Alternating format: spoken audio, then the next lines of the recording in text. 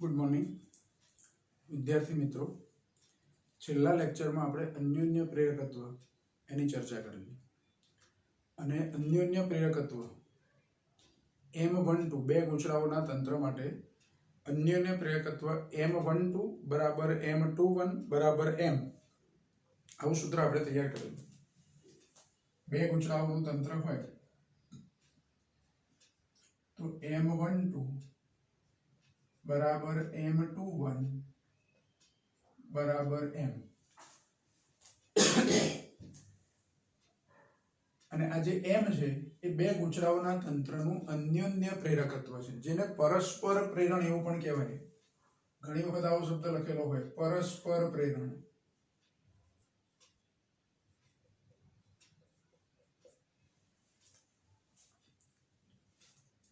અથવા પરસ્પર પ્રેરકત્વ। अन्योन्य प्रेरण हो तो परस्पर प्रेरण અને પ્રેરકત્વ હોય તો પ્રેરકત્વ। अन्योन्य प्रेरकत्व अथवा परस्पर प्रेरकत्व म्युच्युअल इंडक्टन्स એવું કહેવાય। હવે જુઓ આ m નું સૂત્ર આપણે શું તૈયાર કરેલું તો m બરાબર આવું સૂત્ર તૈયાર કરેલું μ0 n1 n2 l पाई r1 स्क्वायर। एक सोलेनोइड ની અંદર મોટા આરસીડ વાળા સોલેનોઇડ માં એક નાના આરસીડ વાળો સોલેનોઇડ મૂક્યો હોય તો એના માટે આ સૂત્ર આપણે તૈયાર કર્યું। હવે સોલેનોઇડ ની અંદર નાનો સોલેનોઇડ એને બદલે બે સોલેનોઇડ અલગ-અલગ જગ્યાએ મૂકેલા હોય તો પણ આ સૂત્ર આપણે વાપરી શકીએ। ધારો કે એક સોલેનોઇડ અહીંયા છે અથવા એ સોલેનોઇડ પર તાર વીટ્યો છે એટલે આને ગૂંચળું પણ કહી શકીએ આપણે, અને બાજુમાં અમુક અંતરે બીજો સોલેનોઇડ મૂકેલો છે।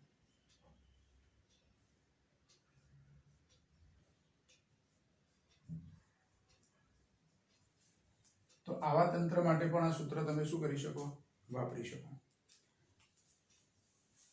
એટલે અન્યોન્ય પ્રેરકત્વ છે એ બંને પરિસ્થિતિ માટે આપણે સાચું છે।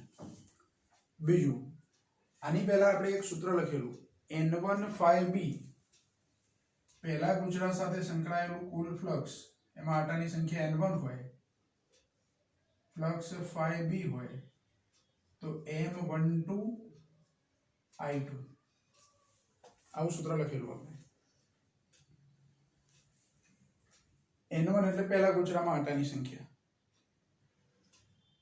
phi b એટલે પહેલા ગુજરા સાથે સંકળાયેલું ફ્લક્સ, i2 એટલે બીજા ગુજરામાં વહેતો પ્રવાહ। આપણે જે એક સોલેનોઇડ ની અંદર બીજો સોલેનોઇડ મૂકી અને જે થિયરી શીખેલા એમાં આ સૂત્ર આપણે લીધેલું। હવે આપણે એવું કહીએ છીએ અને આગળ ફેરેડે અને હેનરીના પ્રયોગોમાં પણ આપણે શીખ્યા કે કોઈ ગુંચરાની અંદર સંકળાયેલા ફ્લક્સમાં ફેરફાર થાય, ગુંચરા સાથે સંકળાયેલા ફ્લક્સમાં ફેરફાર થાય એટલે આમાં પ્રેરિત EMF અને પ્રેરિત પ્રવાહ ઉત્પન્ન થાય।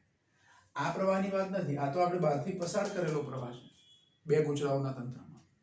ધારો કે આપણી જોડે એક ગૂંચળું હતું ગેલ્વેનોમીટર વાળું અને બીજું ગૂંચળું હતું બેટરી વાળું। જે ગૂંચળા સાથે બેટરી જોડેલી હતી એ ગૂંચળામાં તો બેટરીને કારણે પ્રવાહ મળવાનો જ છે, એ પ્રવાહ એ આપણો પ્રેરિત પ્રવાહ નથી। પણ એ બેટરી વાળું ગૂંચળું છે એ ગેલ્વેનોમીટર વાળા ગૂંચળાની સામે એને ગતિ કરાવવામાં આવે, દૂર કે નજીક એવું લઈ જવામાં આવે ત્યારે ગેલ્વેનોમીટર વાળું ગૂંચળું છે એમાં પ્રેરિત પ્રવાહ ઉત્પન્ન થાય અને એમાં પ્રેરિત EMF પણ ઉત્પન્ન થાય। तो आ प्रेरित EMF કેટલું હશે એ આપણે શોધવું છે ફેરેડેના નિયમનો ઉપયોગ કરીને। તો એ પ્રેરિત EMF અહીંયા આપણે ગણતરી કરવી છે। તો જુઓ આ પ્રવાહમાં ફેરફાર થાય એટલે આ ફ્લક્સમાં ફેરફાર થાય। તમે બીજા ગુંચરામાં વહેતો પ્રવાહ બદલશો એટલે પહેલા ગુંચરા સાથે સંકળાયેલા ફ્લક્સમાં શું થવાનું, ફેરફાર થવાનો। એ ફેરફાર થાય એટલે એમાં પ્રેરિત EMF ઉત્પન્ન થાય। तो આનું વિકલન કરો। વેરિયેબલ કયા છે અહીંયા તો phi, આ બાજુ phi બદલાય છે, આ બાજુ પ્રવાહ બદલાય છે। આ m12 અને n1 એ તો અચળ છે। ધારો કે વિકલન કરીએ આનો નંબર 1 આપો, સમીકરણ 1 નું t ની સાપેક્ષે એટલે કે સમયની સાપેક્ષે વિકલન કરતા તો વિકલન કરીએ તો શું મળે તો d/dt n1 phi b बराबर d/dt m12 I2. હવે જો આપણે આવું તો સાબિત કરેલું જ છે m12 બરાબર m21 બરાબર m, તો અહીંયા એકલા m લખું તો ચાલે. અત્યારે ભલે આપણે m12 લખીએ છીએ પણ m12 અને m21 હોય કેવા? સરખા. એટલે એકલો m લખો તો પણ કોઈ વાંધો નથી. અત્યારે આપણે આવું જ રાખીએ છીએ. હવે આમાં n1 અચળ છે, આમાં m12 અચળ છે. એટલે n1 અચળ એટલે એને વિકલનની બહાર. વિકલન કોનું? d/b/dt બરાબર આ બાજુ શું આવશે? m12 di2/dt. આને હું પરિણામ નંબર 2 કહું. હવે જુઓ ફેરેડેનો નિયમ શું છે? તો ફેરેડેનો નિયમ જે છે પ્રેરણ અંગેનો નિયમ, ફેરેડેના નિયમ મુજબ E બરાબર -n d/dt આવું સૂત્ર છે આપણી જોડે. હવે અહીંયા કયા ગૂંચળામાં આપણે પ્રવાહ પસાર કર્યો છે? તો બીજા ગૂંચળામાં. પ્રેરિત EMF કયા ગૂંચળામાં મળશે આપણને? પહેલા ગૂંચળામાં. તો પહેલા ગૂંચળામાં પ્રેરિત EMF મળવાનું હોય તો અહીંયા E1 લખી દઉં. પહેલા ગૂંચળાના આટાની સંખ્યા n1 લખી દઉં અને phi ને બદલે phi b લખી દઉં. તો E1 અહીંયા લખી શકું, અહીં n1 લખી શકું, અહીંયા phi b લખી શકું. તો n1 d/b/dt બરાબર E1 થાય, પણ આગળ નિશાની કઈ છે? માઈનસ. એટલે અહીંયા હું માઈનસ લખી દઉં તો આ બાજુએ મારે માઈનસ લખવા પડે અને -n1 d/b/dt બરાબર E1 લખાય. અથવા તો આ માઈનસ નિશાની આ બાજુ રાખું એટલે -E1 બરાબર n1 d/b/dt થાય. એટલે અહીંયા -E1 લખું પણ એ માઈનસ નિશાની આ બાજુ લખી દઉં. એટલે આને પરિણામ નંબર કહી દઉં 3. તો 2 અને 3 પરથી આપણે શું લખી શકીએ? તો સમીકરણ 2 અને 3 પરથી -E1 બરાબર m12 di2/dt અથવા E1 લખવા હોય તો આ બાજુ માઈનસ નિશાની લખી દેવાની, માઈનસ નિશાની બીજી સાઈડે લઈ શકીએ આપણે. એટલે m12 di2/dt આ પ્રેરિત EMF નું સૂત્ર થયું. બે ગૂંચળાઓના તંત્રમાં બીજા ગૂંચળામાં તમે પ્રવાહ પસાર કરો તો પહેલા ગૂંચળામાં પ્રેરિત EMF નું સૂત્ર, અને પહેલામાં પ્રવાહ પસાર કરો તો બીજા ગૂંચળા માટે પ્રેરિત EMF લેવાય. તો E1 ને બદલે E2, m12 ને બદલે m21, I2 ને બદલે I1. પહેલામાં પ્રવાહ પસાર કરો I1 જેટલો ને બીજામાં પ્રેરિત EMF લેવું હોય તો. બરાબર? તો આ EMF નું સૂત્ર થયું. હવે જુઓ એક આપણે આત્મપ્રેરકત્વની વ્યાખ્યા આપી છે અને અન્યોન્ય પ્રેરકત્વની. એક આ સૂત્ર પરથી અને એક આ સૂત્ર પરથી. આને નંબર 4 કહી દઉં. તો સમીકરણ 1 પરથી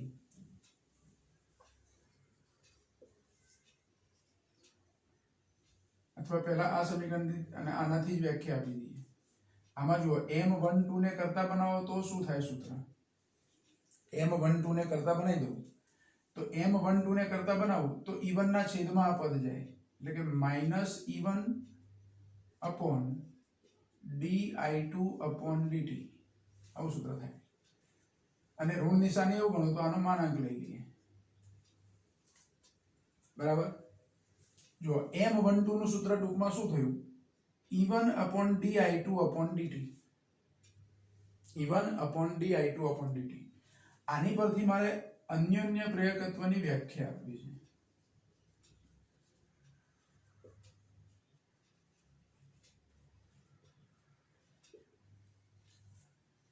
તો જો અન્યોન્ય પ્રેરકત્વની વ્યાખ્યા આપવી તો છેદનું પદ છે એને એકમ લેવાનું.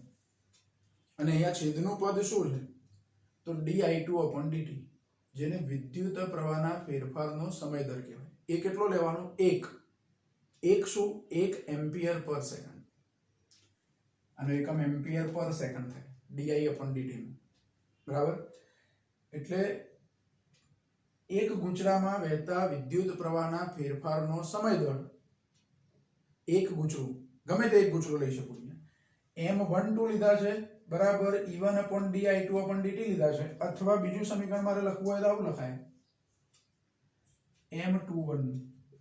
M21 બરાબર શું લખાય તો E2/di1/dt આવું પણ લખાય।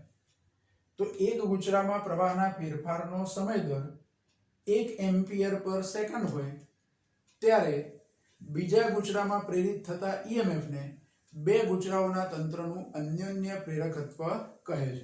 આવી રીતે એક વ્યાખ્યા આપી શકીએ આપણે। એટલે અન્યોન્ય પ્રેરકત્વની વ્યાખ્યા આપવી છે મારે। વ્યાખ્યા શું અપાશે તો બે ગુચરાઓના તંત્રમાં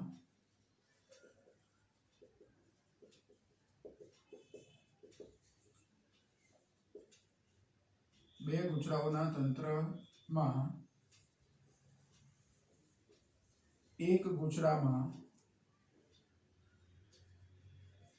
વહેતા પ્રવાહના ફેરફારનો સમય દર 1 એમ્પિયર પર સેકન્ડ હોય ત્યારે બીજા ગુચરામાં પ્રેરિત થતા EMF ને બે ગુચરાઓના તંત્રનું અન્યોન્ય પ્રેરકત્વ કહે છે। જો અન્યોન્ય પ્રેરકત્વની એક વ્યાખ્યા થઈ છે, એની બે વ્યાખ્યાઓ આપી શકાય। અત્યારે એક વ્યાખ્યા લખી આ સૂત્ર પરથી અથવા આ સૂત્ર પરથી। જો di/dt એટલે કે di1/dt બરાબર 1 એમ્પિયર પર સેકન્ડ લઉં એટલે M21 એ કોના જેટલા થઈ ગયા E2 જેટલા, એટલે M21 બરાબર E2 અથવા M12 બરાબર E1। એટલે જે પ્રેરિત EMF ઉત્પન્ન થાય આ પ્રવાહને 1 એકમ લઈ લઈએ તો જે પ્રેરિત EMF મળે તેને બે ગુચરાઓના તંત્રનું શું કહેવાય અન્યોન્ય પ્રેરકત્વ। પછી એનો એકમ શું છે તો હેનરી। તો હેનરીની વ્યાખ્યા આપી છે, 1 હેનરી અન્યોન્ય પ્રેરકત્વની વ્યાખ્યા આપી છે।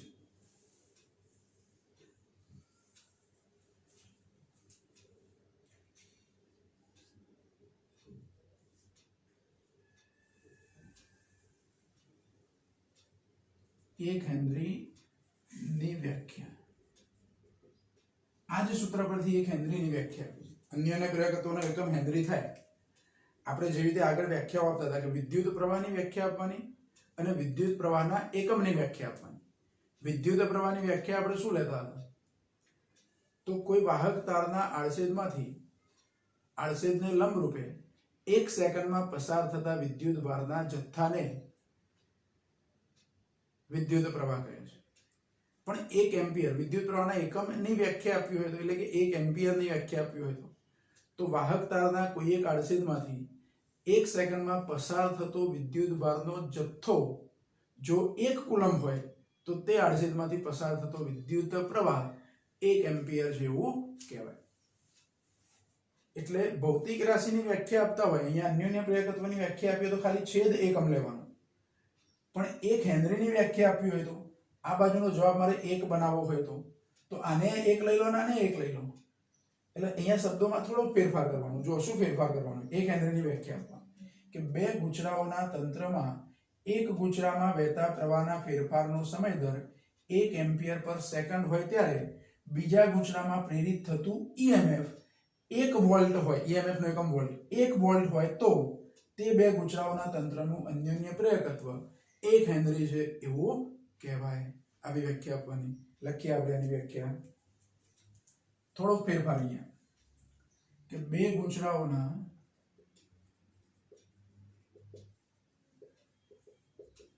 તંત્રમાં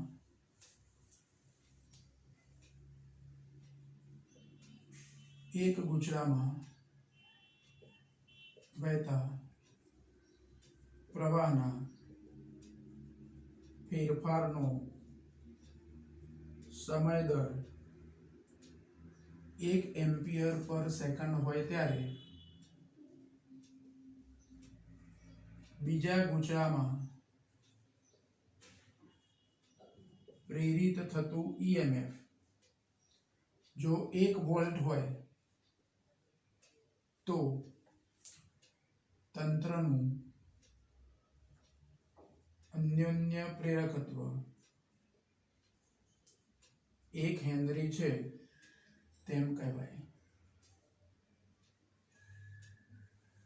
અથવા 1 વોલ્ટ હોય તો બે ગુચરાઓના તંત્રનું અન્યોન્ય પ્રેરકત્વ 1 હેનરી છે તેમ કહેવાય, એવું પણ લખી શકો.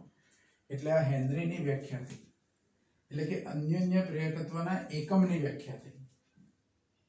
એટલે જો આ સૂત્ર પરથી અન્યોન્ય પ્રેરકત્વની એક વ્યાખ્યા આપી શકાય, એના એકમની એક વ્યાખ્યા આપી શકાય. એવી રીતે આ સમીકરણ 1 છે એની પરથી પણ આવી રીતે બે વ્યાખ્યાઓ આપી શકો. એક અન્યોન્ય પ્રેરકત્વની વ્યાખ્યા આપી શકાય, બીજી હેનરીની વ્યાખ્યા આપી શકાય. બરાબર? એટલે અહીંયા લખીએ આપણે કે સમીકરણ 1 પરથી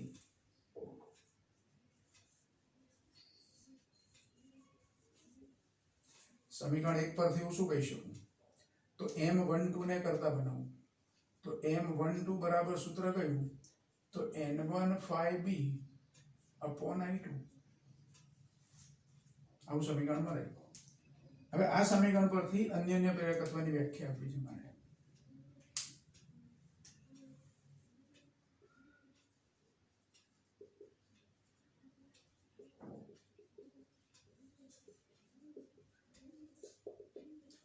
તો અહીંયા છેદને એકમ લેવાનું.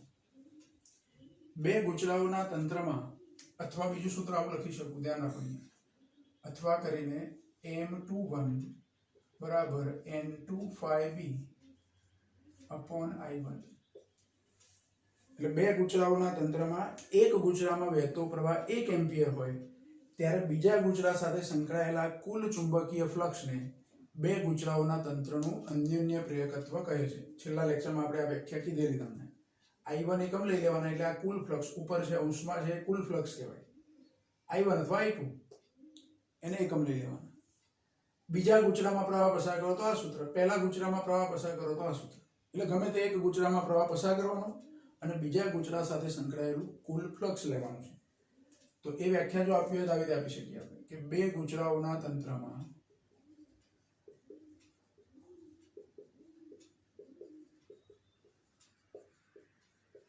એક ગુચરામાં વહેતો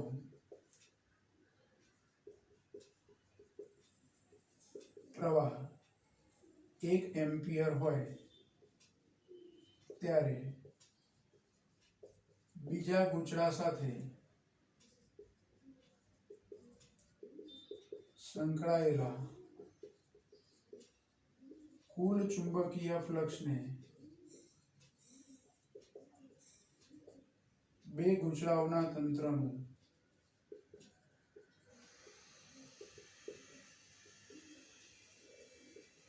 અન્યોન્ય પ્રેરકત્વ કહે છે. પછી હેનરીની વ્યાખ્યા, 1 હેનરીની વ્યાખ્યા. 1 હેનરીની વ્યાખ્યા આપણે શું આપી શકીએ?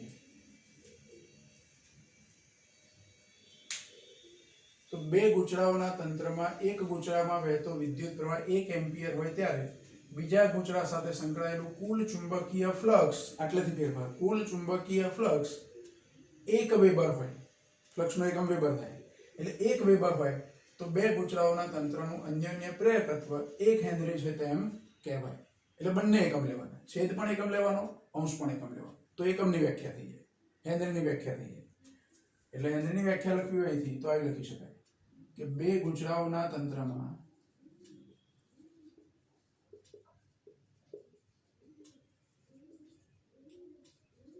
એક ગુચરામાં વહેતો વિદ્યુત પ્રવાહ અથવા વહેતો પ્રવાહ 1 એમ્પિયર હોય ત્યારે બીજા ગુચરા સાથે સંકળાયેલું કુલ ચુંબકીય ફ્લક્સ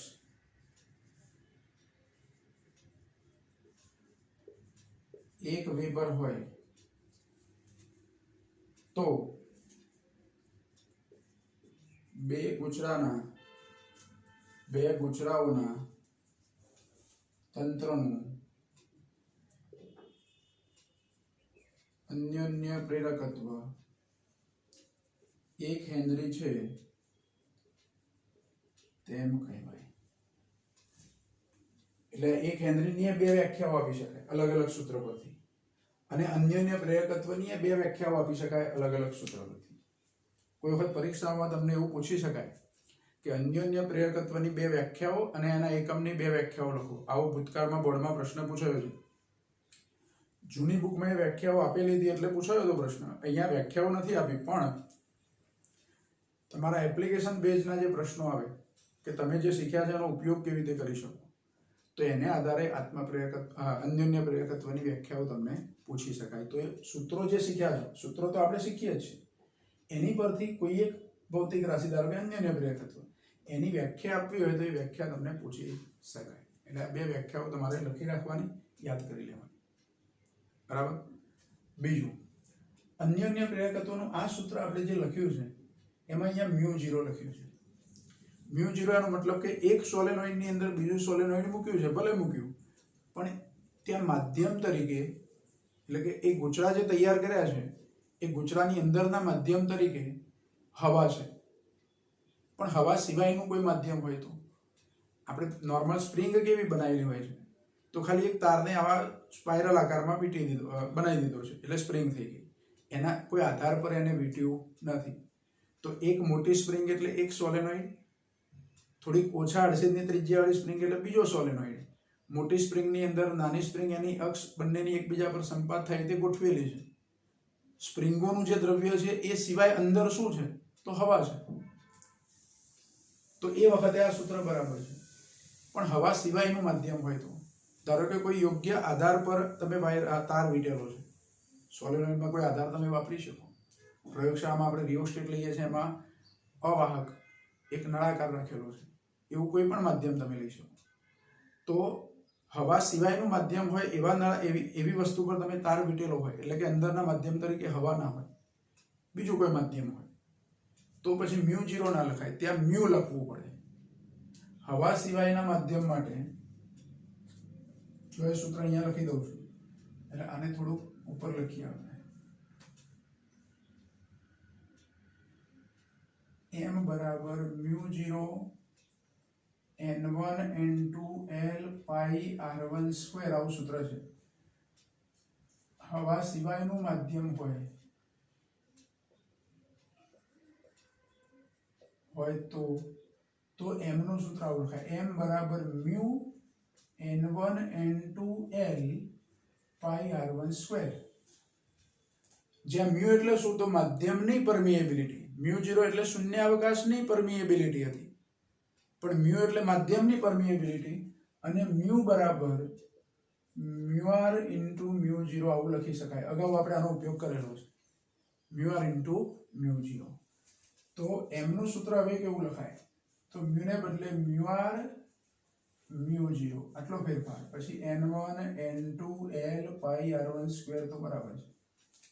એટલે ઘણી વખત એવું થાય કે જો બે ગૂંચળાઓનું જે તંત્ર છે એમાં હવા સિવાયનું માધ્યમ હોય તો અન્યોન્ય પ્રેરકત્વનું સૂત્ર કયું, બુકમાં લખીને આપ્યું છે આપણને કે μr μ0 n1 n2 l પાઈ r1 સ્ક્વેર. જો અહીંયા r1 સ્ક્વેર એવું કેમ લખીએ છીએ, તો બે ગૂંચળાઓમાંથી જે નાનું ગૂંચળું છે એના અડસેજની આ ત્રિજ્યા છે. મોટા ગૂંચળાના અડસેજની ત્રિજ્યા આમાં લેવાય નહીં. એ સૂત્ર તમે m12 નું લો કે m21 નું લો, પણ ત્રિજ્યા તો કયા ગૂંચળાની લેવાય, નાના અડસેજ વાળું ગૂંચળું છે એની ત્રિજ્યા લેવાય. સમઅક્ષીય એવા બે ગૂંચળા આપણે રાખ્યા હોય એમાં. બરાબર. તો આ સૂત્ર થઈ ગયું. એટલે આટલો પ્રશ્ન બરાબર ધ્યાનથી જોઈ લો. જુઓ, મુખ્ય આજની વસ્તુ કઈ હતી, આ તો ગઈ વખતે આપણે સૂત્ર લખેલું, એમાં ખાલી μ0 ને બદલે μ લખી દીધા. આ સૂત્ર એ ગઈ વખતે આપણે લખેલું, પણ આ સૂત્ર પરથી પ્રેરિત EMF બે ગૂંચળાઓના તંત્રમાં, એક ગૂંચળામાં પ્રવાહ પસાર કરો તો બીજા ગૂંચળાની અંદર પ્રેરિત EMF નું સૂત્ર, આ સૂત્ર આપણે ખાસ યાદ રાખવાનું છે. એટલે આ ફેરેડેના નિયમનો ઉપયોગ કર્યો અને એની પરથી પ્રેરિત EMF નું સૂત્ર મળ્યું આપણને, E1 બરાબર -m12 di2 upon dt. અહીંયા 1 2 હોય તો i2 આવે, ને અહીંયા 2 1 હોય તો i1 આવે. બરાબર. તો આ પ્રેરિત EMF નો આ સૂત્ર મુખ્ય છે આપણો. આજનો ટોપિક આપણો આ છે ખાસ. પછી બે સૂત્રો જે બન્યા, પ્રેરિત EMF નું સૂત્ર અને આગળનું જે સૂત્ર હતું, એ બંને પરથી એક એક વ્યાખ્યા આપી અન્યોન્ય પ્રેરકત્વની, અને એના એકમની એક એક વ્યાખ્યા લખી. બરાબર. તો પહેલા આટલું બરાબર ધ્યાનથી તમે જોઈ લેશો.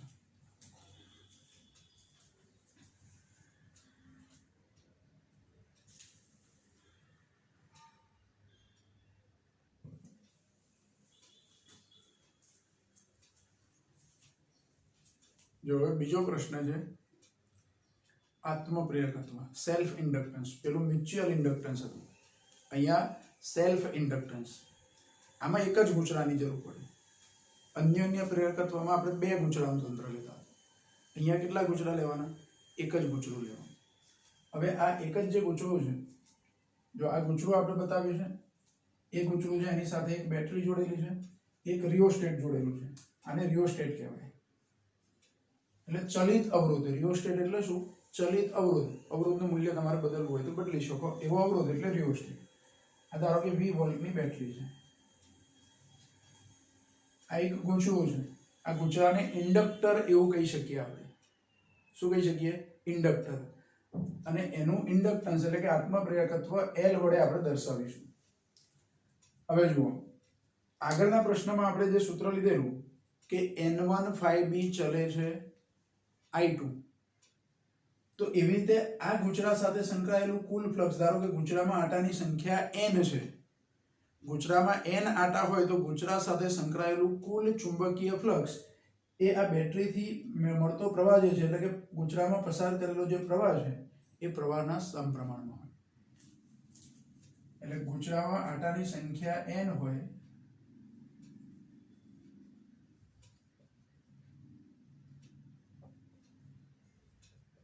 આટાની સંખ્યા n હોય અને ગૂંચળામાં વહેતો પ્રવાહ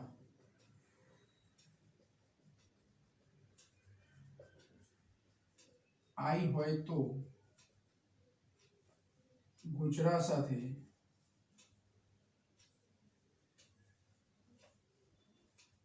સંકળાયેલું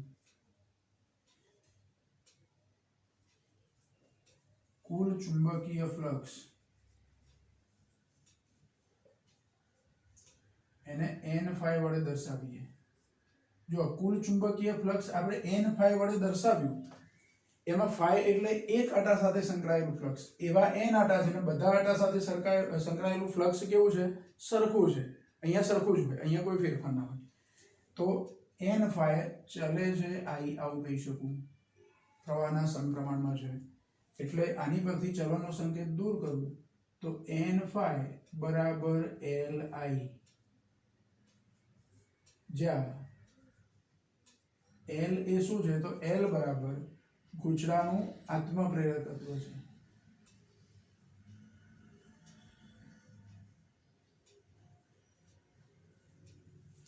L એ શું છે? ગૂંચળાનું આત્મપ્રેરકત્વ છે.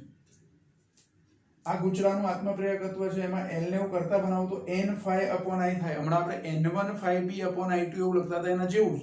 પણ અહીંયા 1 2 એવા નંબર આપવાની જરૂર નથી, કારણ કે ગૂંચળું એક જ છે. બાકી આપણે ત્યાં લખેલું N1 phi b બરાબર M12 I2 એવું લખતા હતા. M ને બદલે અહીંયા L લેવાનું છે. ત્યાં બે ગૂંચળાઓનું તંત્ર હતું, એનું અન્યોન્ય પ્રેરકત્વ હતું, એટલે એને મ્યુચ્યુઅલ ઇન્ડક્ટન્સ M વડે આપણે દર્શાવતા હતા, M12 કે M21. અહીંયા એક જ ગૂંચળું છે. ગૂંચળા કેટલા છે? એક જ. જે ગૂંચળામાં પ્રવાહ પસાર કરીએ છીએ એ પ્રવાહમાં જો ફેરફાર થાય તો આ જ ગૂંચળાની અંદર પ્રેરિત EMF ઉત્પન્ન થાય અને પ્રેરિત પ્રવાહ પણ ઉત્પન્ન થાય. જો આ પ્રવાહ છે આપણે બહારથી પસાર કરેલો પ્રવાહ છે, બેટરી દ્વારા મળતો પ્રવાહ. પણ જ્યારે આ અવરોધમાં આપણે ફેરફાર કરીશું રિયોસ્ટેટથી, પરિપથના અવરોધમાં, ત્યારે આ પ્રવાહનું મૂલ્ય બદલાશે. એ પ્રવાહનું મૂલ્ય બદલાશે એટલે આની સાથે સંકળાયેલું એનું ચુંબકીય જે ફ્લક્સ હશે એ બદલાશે. ધારો કે આની ચુંબકીય ક્ષેત્ર રેખાઓ આવી છે, આવું ફ્લક્સ આની સાથે સંકળાયેલું હોય, બરાબર? તો આ ગૂંચળા સાથે ફ્લક્સ સંકળાયેલું હોય તો એની જે ક્ષેત્ર રેખાઓ છે એની સંખ્યા એટલે ફ્લક્સ એવું કહીએ છીએ આપણે. તો એ ફ્લક્સમાં ફેરફાર થશે આ પ્રવાહ બદલીએ એટલે. ફ્લક્સમાં ફેરફાર થવાથી આમાં પ્રેરિત EMF અને બંધ પરિપથ એટલે પ્રેરિત પ્રવાહ પણ ઉત્પન્ન થશે. એ પ્રેરિત પ્રવાહ કઈ દિશામાં મળશે? તો આ મૂળ પ્રવાહ છે એની વિરુદ્ધ દિશામાં મળશે. એટલે કે જેને લીધે આ પ્રેરિત પ્રવાહ મળે છે અથવા પ્રેરિત EMF મળે છે તેનો જ વિરોધ કરતું ચુંબકીય ક્ષેત્ર ઉત્પન્ન થાય તેવી દિશામાં પ્રેરિત EMF મળે. એટલે બહારથી જે પ્રવાહ તમે પસાર કર્યો છે એની વિરુદ્ધ દિશામાં પ્રવાહ અહીંયા ઉત્પન્ન થાય. એટલે અહીંયા એના આ પ્રવાહનો શું થાય? વિરોધ થાય. પ્રવાહમાં વધારો કરીએ તો વિરુદ્ધ દિશામાં, પાછો પ્રવાહમાં તમે ઘટાડો કરો તો એની દિશામાં જ. એટલે ઘટાડાનો એ વિરોધ થાય, વધારાનો એ વિરોધ થાય. જો આ પ્રવાહ હું વધારતો જઉં તો આમાં ઉત્પન્ન થતો પ્રવાહ એ આ મૂળ પ્રવાહની વિરુદ્ધ દિશામાં હશે. પણ આ પ્રવાહમાં ઘટાડો કરું તો એ પ્રેરિત પ્રવાહ ઉત્પન્ન થાય. તો વધારા વખતે જે દિશા હતી એની વિરુદ્ધ દિશામાં ઘટાડા વખતે પ્રેરિત EMF અથવા પ્રેરિત પ્રવાહ ઉત્પન્ન થાય. બરાબર? તો આ જે પ્રેરિત પ્રવાહ ઉત્પન્ન થવાની જે ઘટના છે એને આત્મપ્રેરણ કહેવાય. અને એની સાથે સંકળાયેલી ભૌતિક રાશિ તરીકે આપણે L લઈએ છીએ, જેને આત્મપ્રેરકત્વ કહેવાય. ગૂંચળાનું શું કહેવાય? આત્મપ્રેરકત્વ. તો આત્મપ્રેરકત્વનો એકમ પણ હેનરી જ છે. ત્યાં જે એકમ આપ્યો તો એ જ એકમ છે, કારણ કે એમાં n∅/I પરથી એકમ આપ્યો તો અહીંયા n∅/I પરથી L નો એકમ આપવાનો. ત્યાં m નો એકમ આપ્યો તો અહીંયા L નો એકમ આપવાનો છે. એટલે હું સમીકરણ 1 પરથી આવું લખી શકું કે સમીકરણ 1 પરથી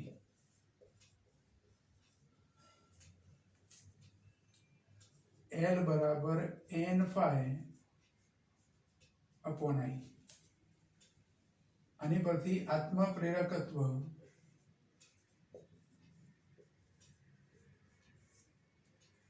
એનો એકમ H લખીએ એટલે આપણે હેનરી સમજી જવાનું. હેનરી છે.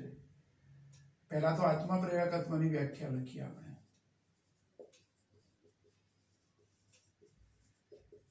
શાની વ્યાખ્યા લખીએ? આત્મપ્રેરકત્વ. તો આ સૂત્ર પરથી I એકમ લો એટલે આ કુલ ફ્લક્સ છે, આત્મપ્રેરકત્વ કહેવાય. હવે તમને ખ્યાલ આવી જવો જોઈએ. જો આપેલા ગૂંચળામાંથી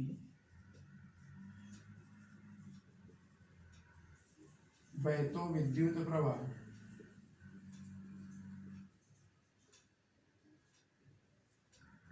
એક એમ્પિયર હોય ત્યારે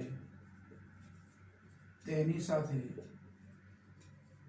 સંકળાયેલા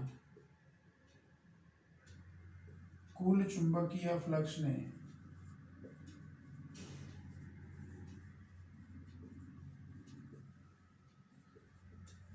ગૂંચળાનું આત્મપ્રેરકત્વ કહે છે.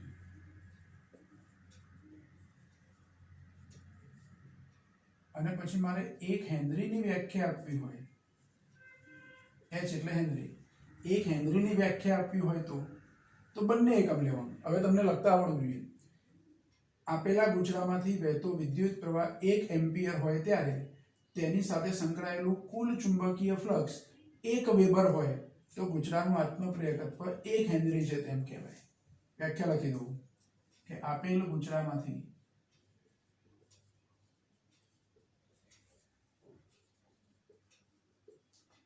વહેતો વિદ્યુત પ્રવાહ 1 એમ્પિયર હોય ત્યારે ગૂંચળા સાથે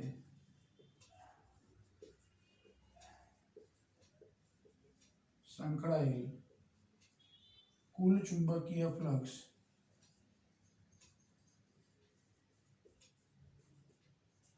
1 વેબર હોય તો તે ગૂંચળાનું આત્મપ્રેરકત્વ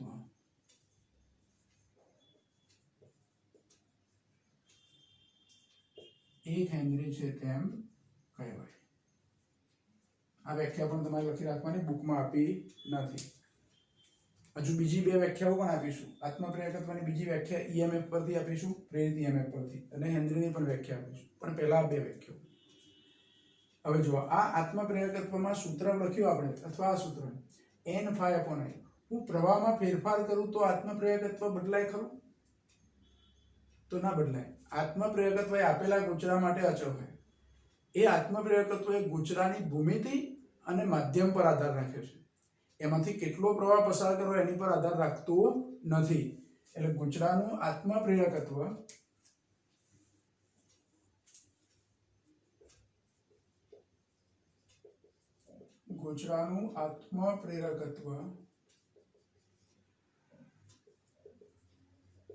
ગૂંચળાની ભૂમિતિ અને માધ્યમ પર આધાર રાખે છે.